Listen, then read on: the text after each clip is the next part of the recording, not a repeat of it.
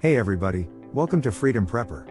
Today, we're going to go over the winter survival edibles. Make sure to watch until the end, because this time, everything is yummy. Hang on to your hatchets, preppers. We're about to take a snowy, winter turn for the survival extraordinary. Food.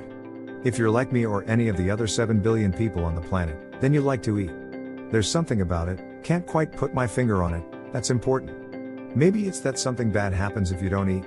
Not sure, sorry. But I do know that everyone, particularly in the US and the developed world, loves food. Some take it a little too far, fueling an epidemic of obesity and what George Carlin used to rail against, fat people in short pants. The good news is that thanks to modern farming and distribution, we have an abundance of edibles in the wilds of our local supermarkets and restaurants.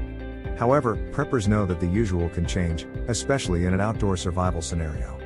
Winter weather compounds that issue. Alone in the woods, with snow all around, how does one procure necessary sustenance? Blackwater Bushcraft Woodland Allure of YouTube fame has the video, featuring Nick and Jason, that answers that all-important question. It's a heavy hitter, gentle readers, over an hour of must-see to believe foraging excitement. The gentlemen head deep into the cold Canadian wilderness with just what they can carry. Yet, they manage to find meals as they go. The Frozen Lake Diner. Lakes have fish, as you probably suspect. But, when it's covered with ice, they're a little harder to get at. It can be done, but meat can and should be packed in, assuming you have time to prepare for the trip and a little foresight. Nick and Jason have a plan to survive on the hunted down and butchered meats they have, moose and deer, and whatever greens and such they can scrounge up. Let's see what they find. Start with the trees. If you find yourself next to a frozen lake that's surrounded by a forest, then congratulations, you've found some trees.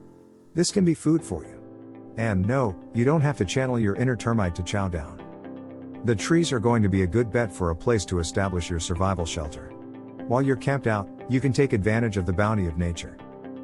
Pine needles, boiled in water, produce a kind of tea rich in vitamin C. Maple trees produce sap that, you guessed it, can become maple syrup. Eating wild means thinking outside the box. If you're absolutely desperate, then you can nibble on bark and roots. Sweet sap. Don't be a sap. In the video, you'll learn how to live like a Vermonter, tapping the trees, with shunts you make on site, and accessing the pre-syrup inside. The boys pulled this trick immediately upon their arrival. While the sap drips and collects, and you see that happen in live time, they set up the camp. That handy efficiency.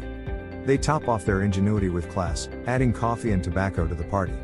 Those they hiked in, but they carried them in a moose hide bag made by hand. Luxury isn't cheating. By the way, there's a lot more in this episode than just collecting edibles. But that's what we're here for, so let's keep going. Thank you very much. Dinner for the evening is moose burger and deer ribs, I'm hungry too, with a side of wintergreen berries. Add in some maple sap and a little lake water and it's a serious supper. The berries are tasty, nutritious, and easy to find if one looks for them. Racco ribs?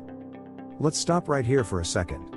The moose meat and those delicious looking deer ribs were taken before the video was made. They are not a direct part of the filmed adventure.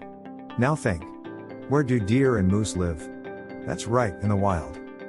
It's not a hunting video per se, but it does showcase the benefits of a rifle or bow. Remember that, bring a rifle.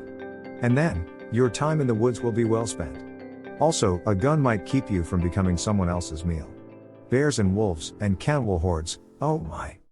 You'll also find humorous revelations about stream trout, edible bark, I wasn't kidding, hazelnut catkins, flowers, and more.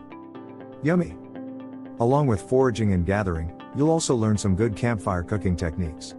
That's not bacon, but bark in the frying pan. And the boys offer up a recipe for a form of forest tofu, not what we were expecting either, but it is edible. There's much more, so now hit the link and watch the video. Subscribe and turn on notifications so you don't miss more videos on survival, preparedness, and much more. Check out this playlist of stay prepared videos for the best ways to stay always ready in this world, and I'll see you in the next video. Take care.